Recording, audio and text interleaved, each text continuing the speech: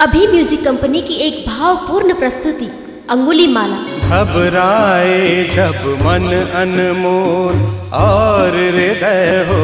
हिंदी बुद्ध गीतों का एक खूबसूरत नजराना अंगुलीमाला। जो मिल जाए गौतम पथ में उनके चरण से लिपट जाओ।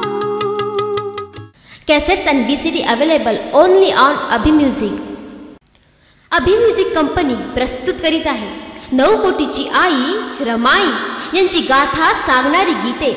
रमाईचं कुंकू।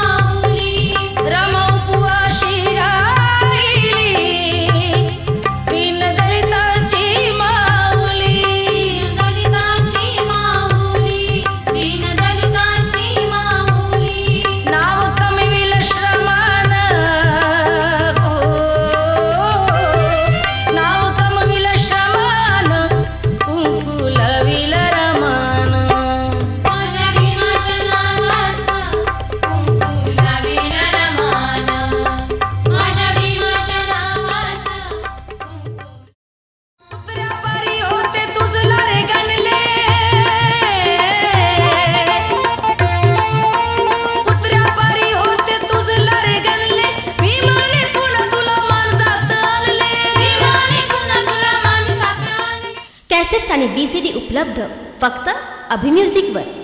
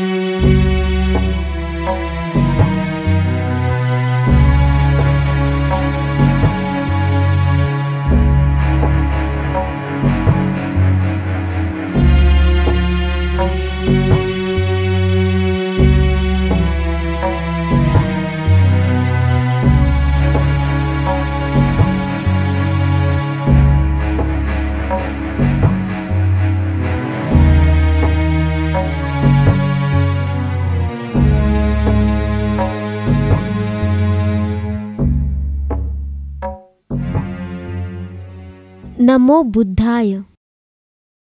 अति प्राचीन काल से ही भारत भूमि के कण कण में दर्शन, कला, साहित्य और संस्कृति का वास रहा है। इसी भारतवर्ष में परंपराएं, विश्वास और आस्था का जतन किया जाता है। प्राचीन भारत की पवित्र धरती पर एक ऐसे बालक ने जन्म लिया जिसके जन्म से भारतवर्ष का एक नया इतिहास रचा गया, जिसने अपने दिव्य ज्ञान से सारे विश्व को प्रकाशमान किया, जिसने संसार को मध्यम मार्ग के पथ पर चलते हुए प्रज्ञा, शील, करुणा का महामंत्र दिया।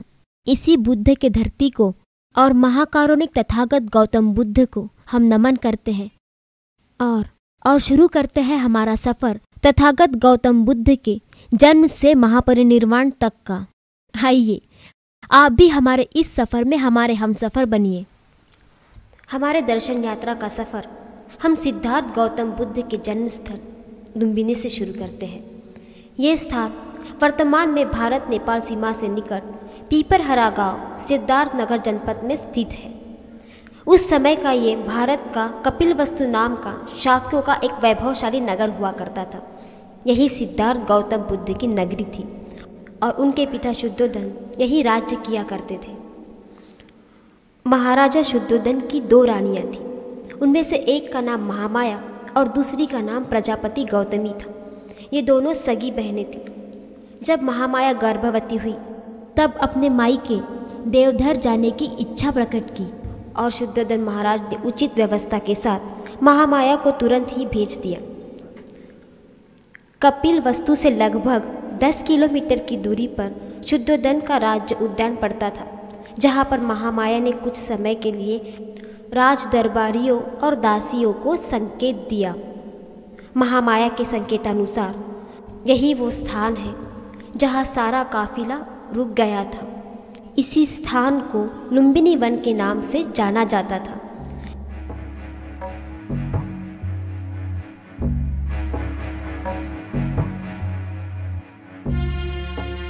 प्रसव पूर्व महामाया ने इसी कुंड में अपना पवित्र स्नान किया था।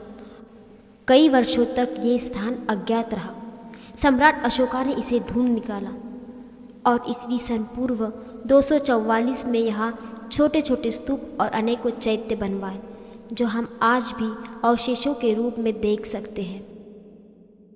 सर्वप्रथम इस नगरी की खोज सन 1897-98 में एक प्रसिद्ध अंग्रेज जमींदार पीपी साहब ने अपने खुदाई अभियान में प्राप्त परिणामों के आधार पर की थी। उन्होंने इस लुम्बिनी से लगभग 12 मील दक्षिण पश्चिम में होने की घोषणा की थी। खुदाई में इस स्थान पर बहुत ही मूल्यवान सामग्री, जिसमें एक ब्राह्मी लिपि में लिखा हुआ शिलालेख, एक घड़ा और उसके ऊपर सोने की मछली के आकार का ढक्कन मिला था। ये स्तंभ सम्राट अशोका ने ईस्वी सन पूर्व 244 में यहाँ खड़ा किया था। यह अब भी एक अवशेष के रूप में हमें देखने को मिलता है।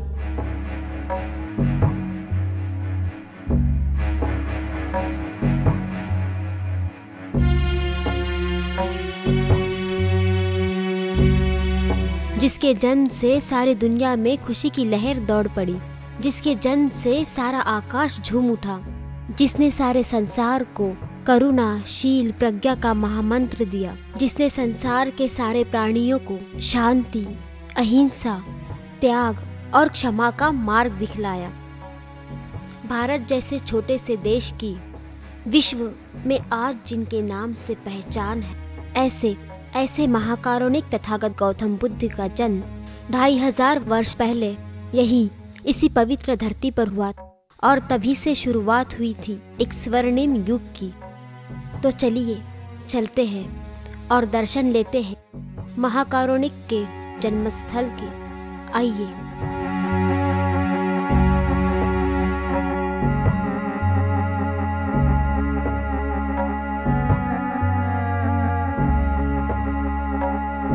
यही वो जगह है जहाँ महामाया ने वैशाख पूर्णिमा के दिन शाल वृक्ष के नीचे तथागत गौतम बुद्ध को जन्म दिया था। यहाँ आज भी महामाया के पदचिन्ह की मिट्टी मौजूद है। सिद्धार्थ की निश्चित जन्मतिथि कौन सी है, इसके बारे में मतभेद है, परंतु अनुमान किया जाता है कि ईस्वी सन पूर्व 624 में उनका जन्म हुआ होगा। रुमंदेई नामक स्थान पर सम्राट अशोक कालीन स्तंभ पाया गया, जिस पर ब्राह्मी लिपि में तथागत के जन्म होने का अभिलेख उत्कीर्ण है। यह आधुनिक रुमंदेई नामक स्थान ही बुद्धकालीन लुम्बिनी वन है। भगवान बुद्ध के जन्म से लगभग 1000 वर्ष पश्चात एक प्रसिद्ध चीनी यात्री फाहियान सन 406 ईस्वी सन लुम्बिनी वन की यात्रा पर आए थे। यहाँ पर उन्होंने उस वृक्ष को देखा जिसके नीचे तथागत का जन्म हुआ था। महाराजा चंद्रगुप्त द्वितीय के शासनकाल में चीनी यात्री ह्यून-सांग सन 637 ईस्वी सन में सिद्धार्थ कुमार के पवित्र जन्मस्थान लुम्बिनी वन के दर्शन करने आए थे। यहीं पर वो पवित्र शाल वृक्ष था जिसके नीचे महारानी महामाया ने बालक सिद्धार्थ को जन्म दिया था और उनके जन्म के 7 दिनों के पश्चात ही रानी महामाया का निधन हो गया। महान सुपुत्र को जन्म देने वाली माता महामाया को हम नमन करते हैं।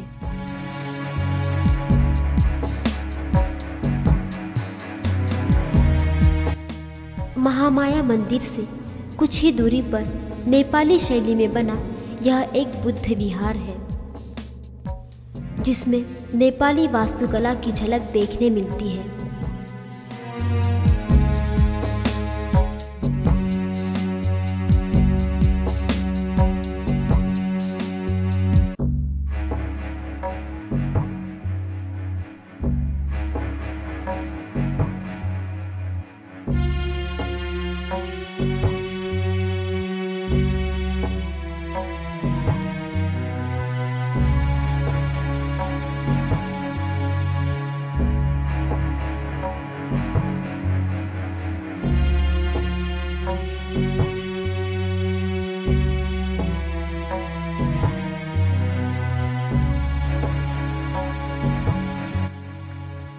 इस विहार के भीतर तथागत गौतम बुद्ध के जीवन से जुड़े हुए कई क्षणों को भित्ति चित्र द्वारा दर्शाया गया है, जिसमें महामाया का स्वप्न, बालक सिद्धार्थ के जन्म के समय शाल वृक्ष को थामे हुए महामाया और उनकी दासियाँ तथा बोधि वृक्ष के नीचे तथागत गौतम बुद्ध ध्यानावस्था में दर्शाए गए हैं इत्यादि चित्रों से यह विहार सुशोभित है।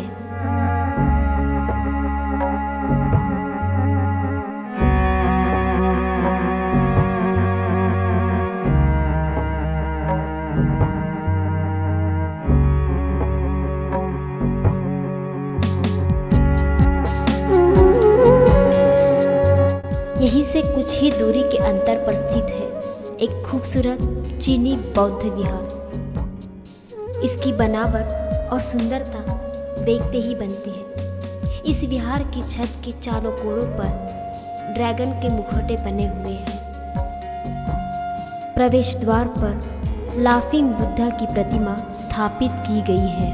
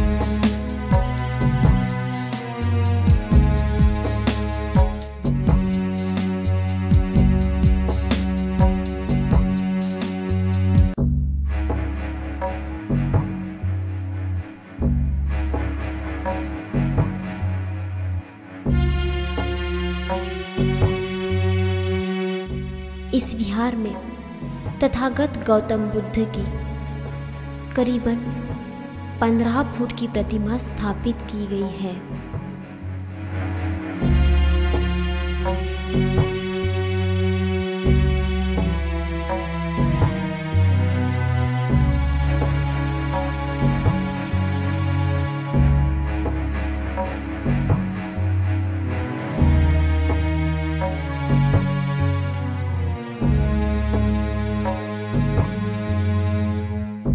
इस विहार की छत काफ़ी ऊंची और खूबसूरत है।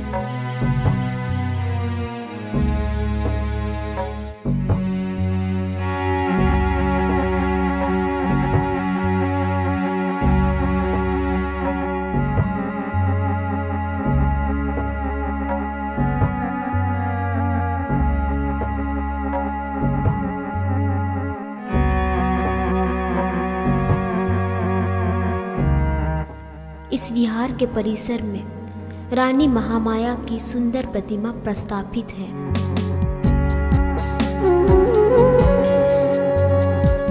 नेपाल में स्थित चीनी मंदिर के दर्शन के पश्चात हम चलते हैं भारत के राजगीर पर्वत श्रृंखलाओं की ओर। राजगीर वर्तमान में जिला नालंदा बिहार राज्य के अंतर्गत आता है, जो नालंदा से मात्र 13 किलोमीटर की दूरी पर है। राजकुमार सिद्धार्थ अपनी राजधानी कपिलवस्तु, अपनी पत्नी यशोदा और पुत्र राहुल को छोड़ संसार में दुखों के कारण को जानने के लिए चल पड़े। चलते चलते वे राजगीर आ पहुँचे। इस प्रदेश में अलार कालम नामक प्रसिद्ध ऋषि रहते थे। उनके आश्रम में सिद्धार्थ ने वेद, उपनिषद और अन्य दार्शनिक शास्त्र के अध्ययन किए। श्रद्धा, ज्ञान, सदाचार चिंतन के महत्व उन्होंने सिद्धार्थ के मन में बैठाए। उनके प्रश्न के उत्तर उन्हें मिल न पाए और वे गिद्धरकूट आ पहुँचे और यहीं पर उन्होंने गिद्धरकूट की चोटी पर तपस्या करते हुए अनेकों वर्ष बिताए। प्राचीन काल में राजगीर को मगध राज बिंबिसार की राजधानी के नाम से जाना जाता था। तो चलिए चलते हैं और दर्शन लेते हैं गिद्धरकूट के। गिद्धरकूट तक पहुंचने के लिए पैदल मार्ग या तो रज्जू मार्ग से हम जा सकते हैं।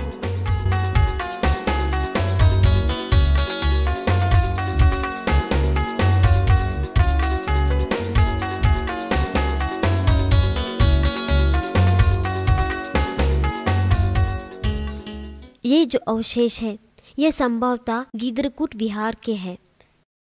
इस विहार को चीनी यात्री ह्युंग त्सांग ने खोजा था। तो चलिए चलते हैं और देखते हैं गिद्धरकूट विहार। आइए।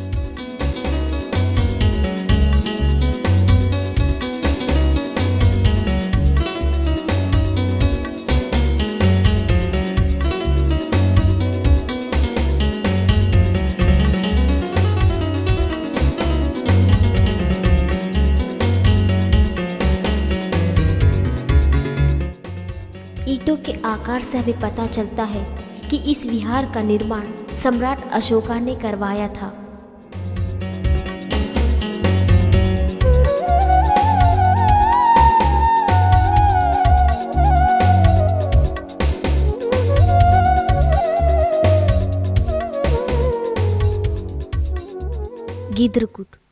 गिद्धरकूट के इसी पर्वत श्रृंखला पर तथागत गौतम बुद्ध ने अपने तपस्या के दौरान अधिकतम वक्त बिताया।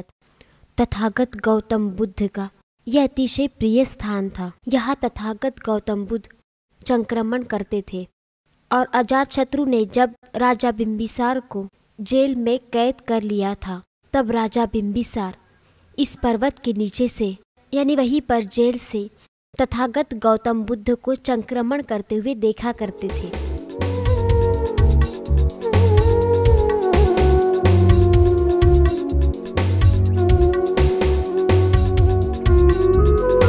कहा जाता है कि यहीं पर तथागत गौतम बुद्ध ने करीब 12 से 14 वर्ष तक ध्यान तथा तपस्या की।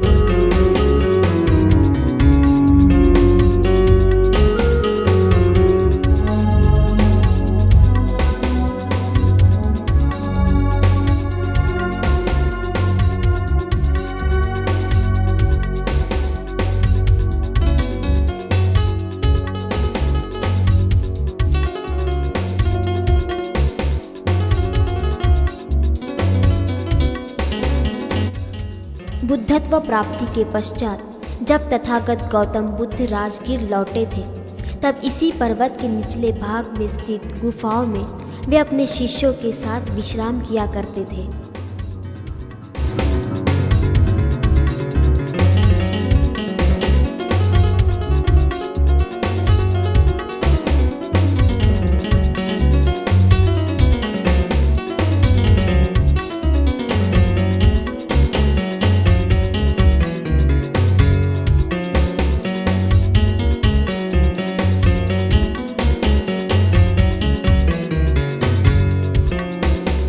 यहीं से हमें दिखाई देती है राजगीर की सबसे ऊंची पर्वत चोटी। हम आ पहुँचे हैं राजगीर के सबसे ऊंचे पर्वत पर। इस पर्वत पर शांति स्तूप स्थापित है।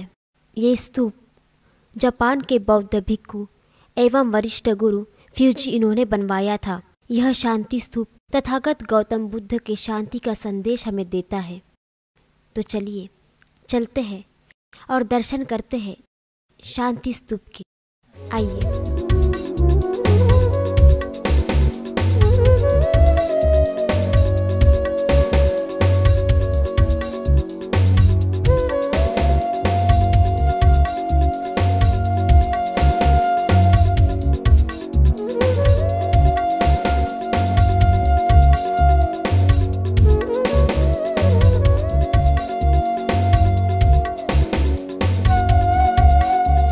शांति स्तूप में आकर हमें जिस शांति का अनुभव होता है वो शायद ही कहीं और हो। इस शांति स्तूप के चारों ओर चारों दिशाओं में तथागत गौतम बुद्ध की विभिन्न मुद्राओं में 4 प्रतिमाएं स्थापित की गई है।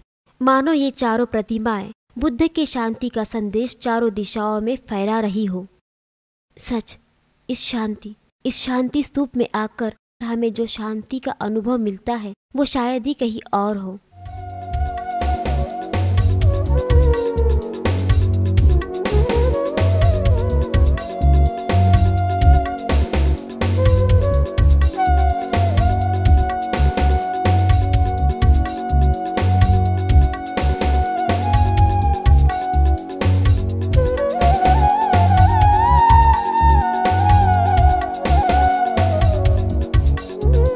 राजगीर पर्वत श्रृंखला के निचले स्थान पर राजा बिंबिसार का जेल है। इसी स्थान पर अजातशत्रु ने उन्हें बंदी बनाकर रखा था। इसी स्थान से राजा बिंबिसार तथागत गौतम बुद्ध को गिद्रकूट पर संक्रमण करते हुए देखा करते थे। अजातशत्रु राजा बिंबिसार का पुत्र था। वो बड़ा ही पराक्रमी योद्धा और धर्मनिष्ठ राजा था, परंतु राजा बनने की प्रबल इच्छा के कारण अजातशत्रु ने अपने पिता को ही बंदी बना लिया था और इसी जेल में राजा बिंबिसार की मृत्यु हो गई थी। इसी स्थान से कुछ ही दूरी पर जापानीज शैली में बना एक विशाल बुद्ध विहार है।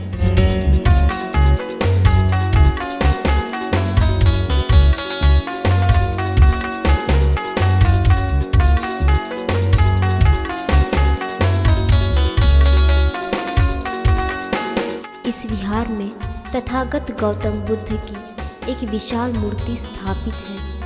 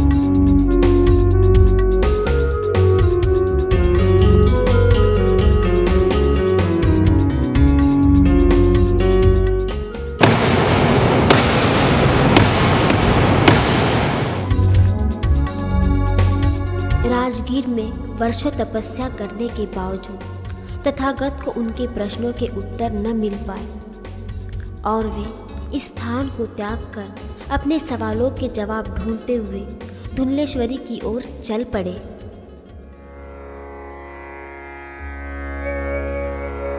बुद्धं शरणं गच्छामि, धम्मं शरणं गच्छामि, संघं शरणं गच्छामि, बुद्धं शरणं गच्छामि, धम्मं शरणं गच्छामि। ये है धुल्लेश्वरी। ये वही स्थान है जिस स्थान पर तथागत गौतम बुद्ध ने राजगीर से लौटते समय 6 साल तक कठोर तपस्या की। उन्हें यहाँ ज्ञान की प्राप्ति नहीं हुई और पश्चात वे गया की ओर चल पड़े। तो चलिए चलते हैं और दर्शन लेते हैं इस गुफा के। आइए। इस स्थान पर लगातार 6 वर्षों तक कठोर तपस्या करने के कारण उनका शरीर सूख कर काटा हो गया था। इस गुफा में वो कंकाल मुद्रा प्रस्थापित की गई है। माना जाता है कि एक रात्रि को तथागत गौतम बुद्ध को 3 युवतियाँ वीणा बजाती हुई स्वप्न में दिखाई दी, जिनमें से एक युवती की वीणा का तार बहुत अधिक कसा हुआ था, जो कभी भी टूट सकता था, और उससे निकलने वाली आवाज़ काफ़ी कर्कश थी। दूसरे युवती की वीणा का तार बहुत ही अधिक ढीला था, उससे किसी भी प्रकार की कोई भी आवाज़ सुनाई नहीं देती थी। तीसरी युवती की वीणा का तार न अधिक ढीला और न अधिक कसा हुआ था, जिससे मधुर और सुरीली आवाज़ सुनाई दे रही थी।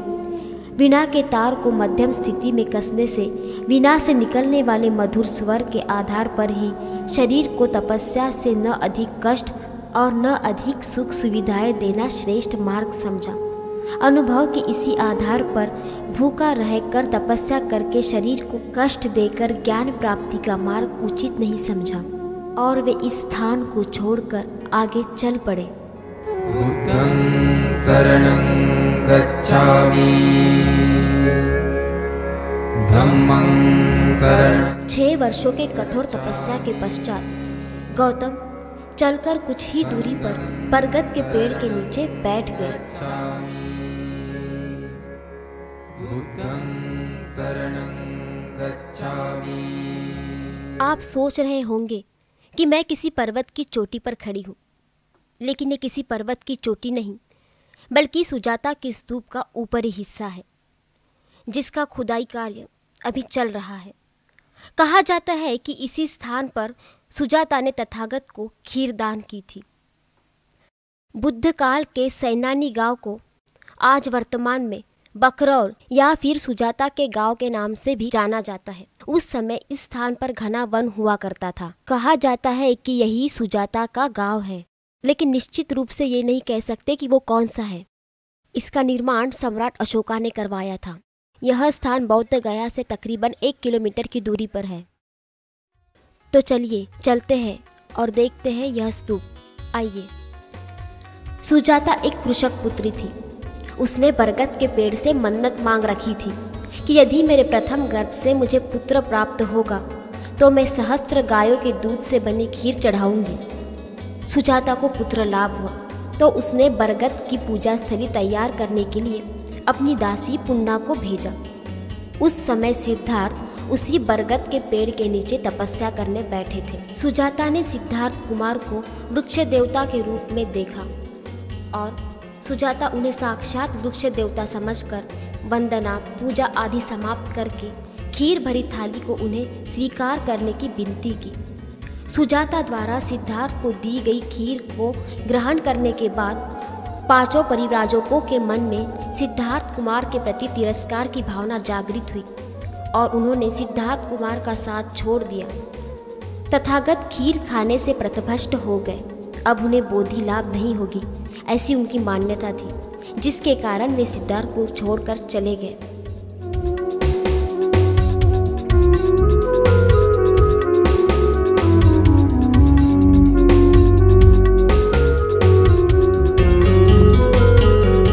सिद्धार्थ कुमार को निरंजना नदी पार करने से पहले स्वास्तिक नामक एक किसान मिले। उसने सिद्धार्थ कुमार की मन की भावना जान ली। उसके पास कुश नामक घास थी, जिसे आसन के लिए सिद्धार्थ गौतम को दे दिया और सिद्धार्थ उस घास को लिए गया की ओर चल पड़े।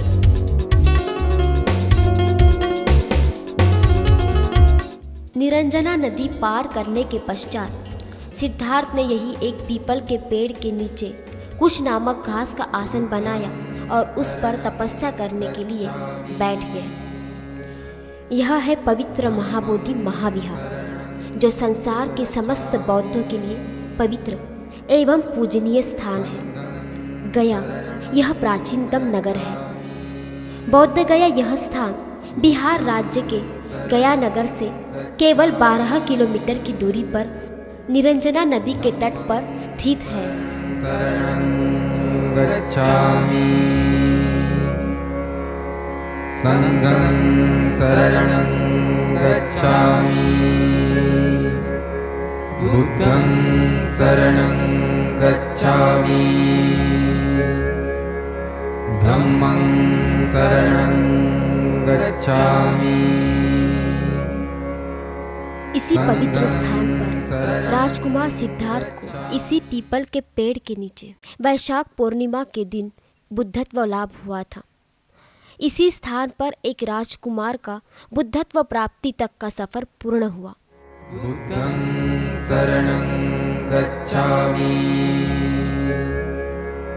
धम्मं शरणं। इसी बोधि वृक्ष के नीचे राजकुमार सिद्धार्थ ने बोधि प्राप्ति के लिए दृढ़ प्रतिज्ञा की थी।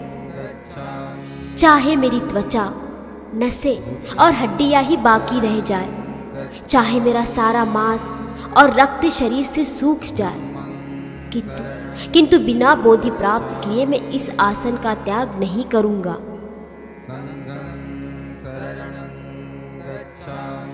अपनी प्रतिज्ञा के अनुरूप सिद्धार्थ ने यहीं पर इसी वृक्ष के नीचे 7 दिनों तक कठोर तपस्या की और अंततः वैशाख पूर्णिमा के दिन उन्हें बुद्धत्व लाभ हुआ। कलिंग युद्ध के पश्चात सम्राट अशोक ने पाटलिपुत्र का त्याग कर इसी स्थान पर वे साधना करने बैठ गए। उनकी पत्नी को लगा कि वे अब लौटेंगे नहीं तो राजपाट नष्ट हो जाएगा, वे इस स्थान से उठेंगे नहीं। तब उन्होंने बोधि वृक्ष को ही काट दिया। सम्राट अशोक को इस बात का दुख हुआ और उन्होंने यह वज्रासन का निर्माण करवाया। उन्हें लगा कि यदि यह वृक्ष ना हो तो भी यह आसन लोगों को बताएगा कि यही इसी स्थान पर बुद्ध को बोधि की प्राप्ति हुई थी।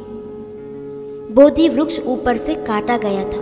जड़ साबुत होने की वजह से छोटे छोटे पौधे निकल आए, जो सम्राट अशोका ने अपनी पुत्री संघमित्रा को दिए और श्रीलंका जाकर बौद्ध धर्म का प्रचार करने का आदेश दिया।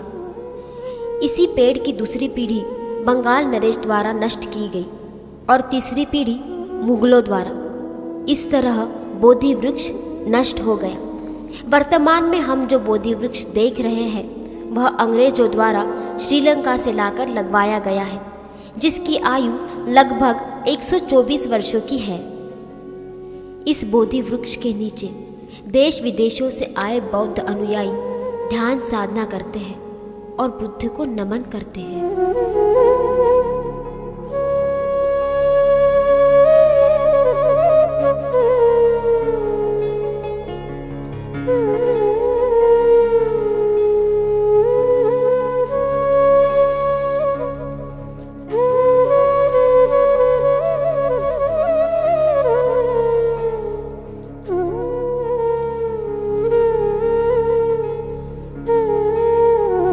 ज्ञान प्राप्ति के पश्चात बोधि वृक्ष से उठकर 8वें दिन बुद्ध इस स्थान पर आए और यहीं से बोधि वृक्ष को अपलक दृष्टि से निहारते हुए 7 दिन बिताए।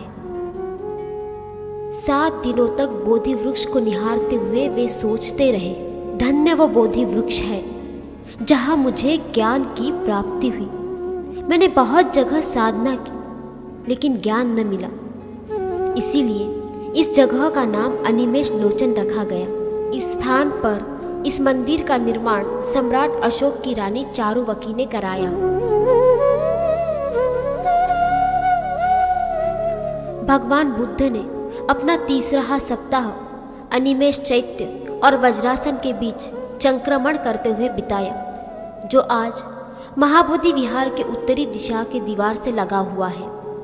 इस स्थान पर तथागत के चरण कमल चिन्ह अंकित है।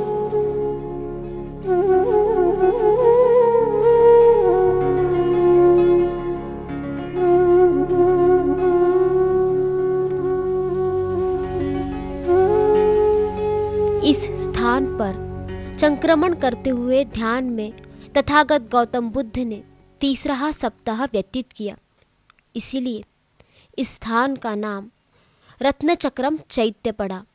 संक्रमण प्रतीक के रूप में सम्राट अशोका ने तथागत गौतम बुद्ध के 19 चरण कमल चिन्ह यहाँ पर बनवाए। मुगलों के आक्रमण से सम्राट अशोका द्वारा बनाए गए चरण कमल नष्ट हुए और खुदाई के पश्चात अंग्रेज़ों ने उसकी प्रतिकृति बनवाई। अंग्रेज़ों ने 60 फुट लंबा और 3 फुट ऊंचा चबूतरा बनवाया, जिस पर तथागत गौतम बुद्ध के चरण कमल अंकित किए हुए हैं।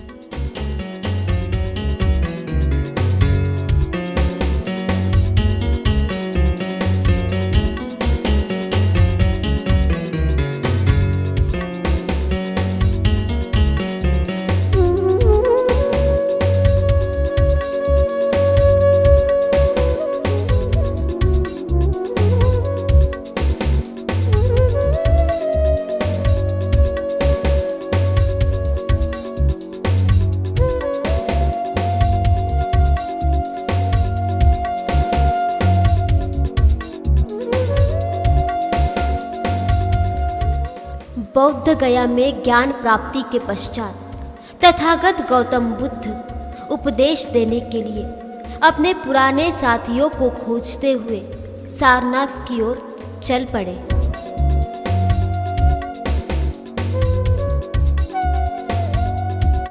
तथागत गौतम बुद्ध को बुद्धत्व प्राप्ति के पश्चात वे विचार कर रहे थे कि स्वतः को मिला हुआ ज्ञान दूसरों को दिया जाए या नहीं।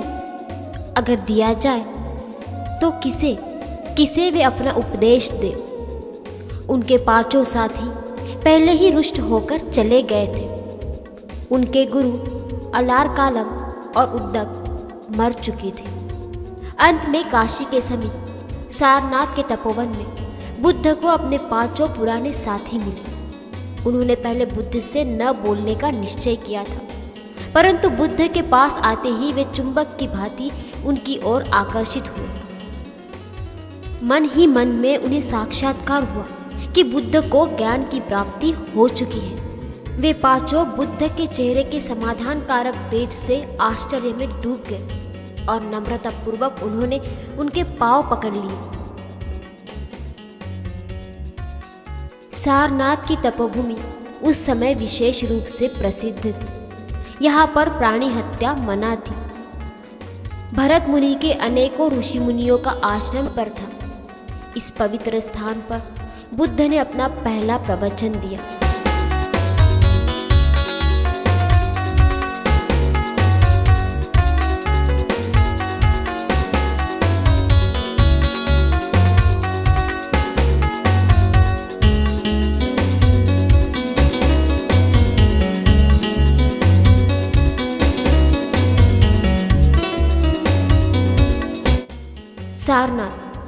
सारनाथ यह स्थान वर्तमान वाराणसी शहर से 6 से 7 किलोमीटर की दूरी पर है।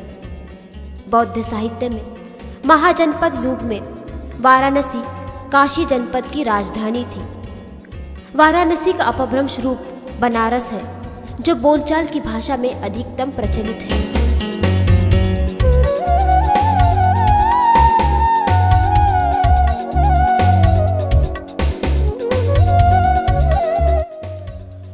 तथागत गौतम बुद्ध के जीवन से संबंध रखने वाले स्थानों पर सम्राट अशोक ने शैल स्तंभ, अनेकों शिलालेख, चैत्य और बुद्ध विहारों का निर्माण कराया था। सारनाथ में स्थित अशोक स्तंभ मूल रूप से 15.25 मीटर ऊंचा था, जिसके ऊपरी सिरे पर 4 सिंह बने हुए थे। अब केवल 2 मीटर के टूटे हुए डंडे की तरह अपने वास्तविक स्थान पर खड़ा है। बाकी टूटे हुए टुकड़े आसपास ही पड़े हैं। इस स्तंभ पर 3 उत्कीर्ण लेख हैं। पहला लेख सम्राट अशोक ने ब्राह्मी लिपि में संघ के संबंध में लिखा है। दूसरा लेख कुषाणकालीन है, जो कौशाम्बी के राजा अश्वघोष के 40वें वर्ष में लिखा गया था। तीसरा लेख गुप्त काल का है।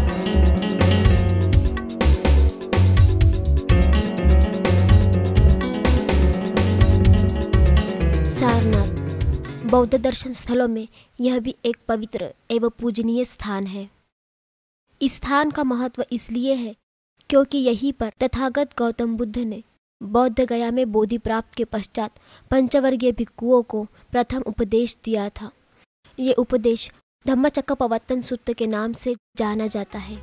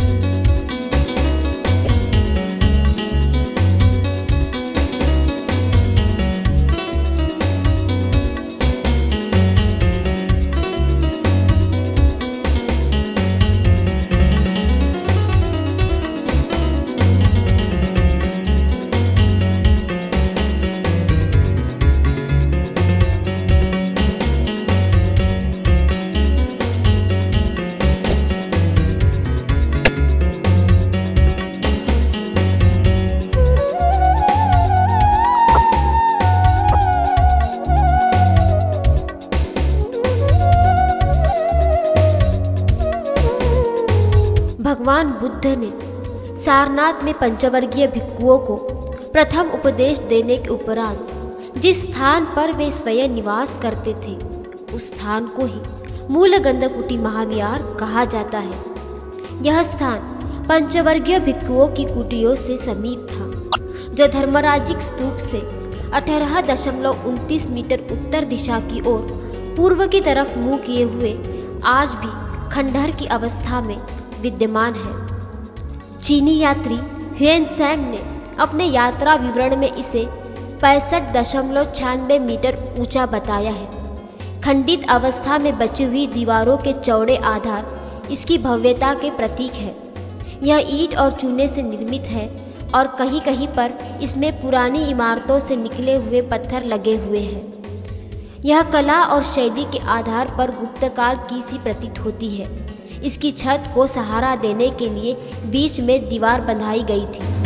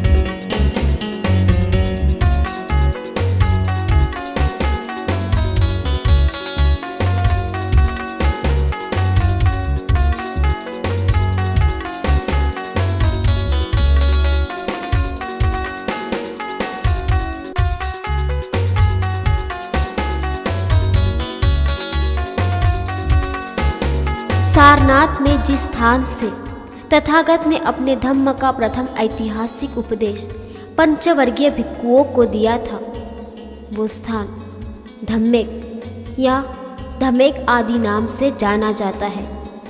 इस स्थान से तथागत ने बहुजन हिताय, बहुजन सुखाय और लोकानुकंपाय का उपदेश पंचवर्गीय भिक्षुओं को दिया था। इसीलिए यह स्थान बौद्ध धर्मियों का श्रद्धा स्थान बना हुआ है।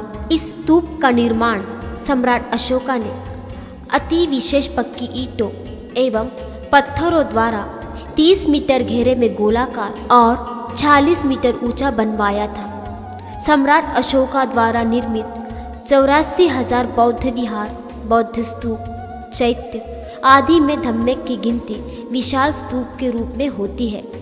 स्थिरपाल वसंतपाल के शिलालेख के अनुसार धम्मेक का पुराना नाम धर्मचक्र स्तूप था। इससे पहले इसकी धम्मेक नाम से उत्पत्ति हुई।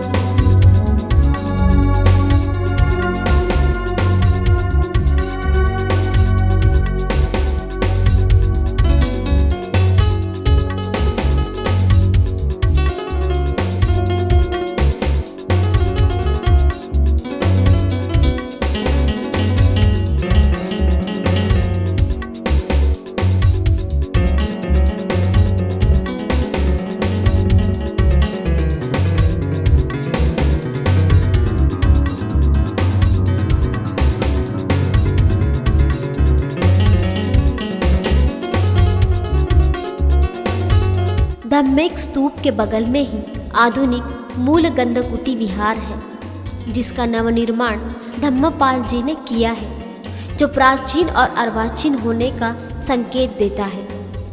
विहार के अंदर प्रतिष्ठित बुद्ध की अस्थियों को हर वर्ष कार्तिक माह के पूर्णिमा वाले दिन विशाल जुलूस के रूप में परिवर्तित बहुत अधिक संख्या में लोगों की भीड़ के बीच पूजा अर्चना के लिए रख दिया जाता है और संपूर्ण सारनाथ में जुलूस के साथ परिक्रमा करके उसको दोबारा उसी स्थान पर रख दिया जाता है। गुप्त काल में सारनाथ बौद्ध कला का महत्वपूर्ण केंद्र बन गया था, जिसके प्रमाण धम्मचक्र मुद्रा वाली मूर्ति में देखे जा सकते हैं, जिसकी मुख मुद्रा में ज्ञान, शांति एवं सजीवता झलकती है।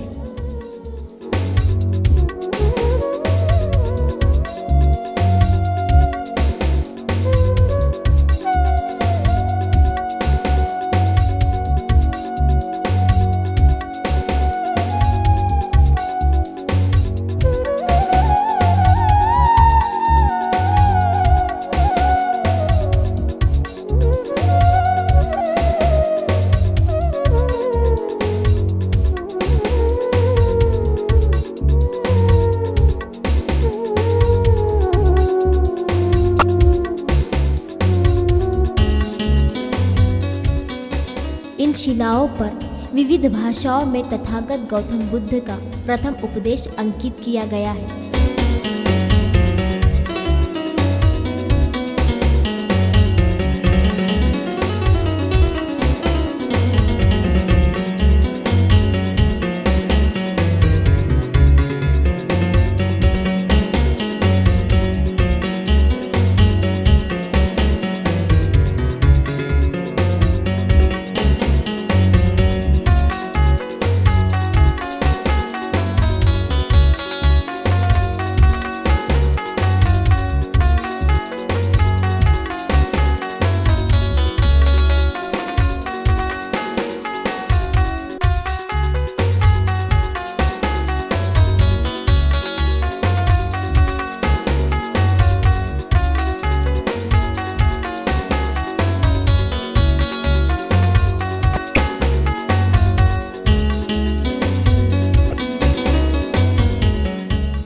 तथागत गौतम बुद्ध ने बौद्ध गया में बोधि प्राप्ति के पश्चात इसी स्थान पर आषाढ़ पूर्णिमा के दिन तथागत ने पंचवर्गीय भिक्षुओं को अपना प्रथम उपदेश दिया था, जिसे पाली में धम्मचक्कपवत्तन सूत्र कहा जाता है।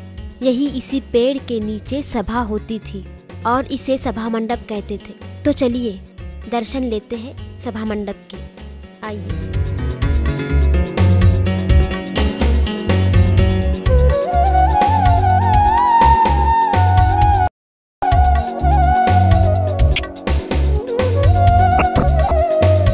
इस सभा मंडप में तथागत गौतम बुद्ध तथा पंचवर्गीय कौंडिन्य, बप्प, भद्दीय, अश्वजित और महानाम की प्रतिमाएं स्थापित की गई हैं।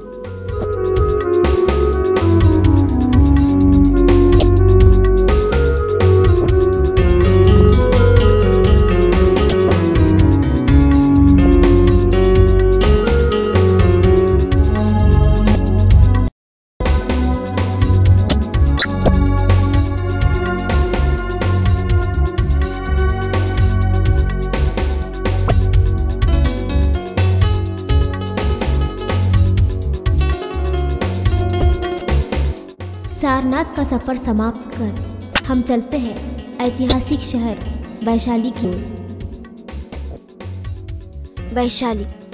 वैशाली भारतवर्ष का प्राचीन एवं ऐतिहासिक नगर है, इसीलिए विश्व के इतिहास में इस शहर का महत्व अधिक है। बौद्ध साहित्यों के प्रमुख ग्रंथों में एवं गाथाओं में इस शहर का उल्लेख हमें देखने को मिलता है। तो चलिए चलते हैं और दर्शन लेते हैं इस ऐतिहासिक भूमि की। आइए।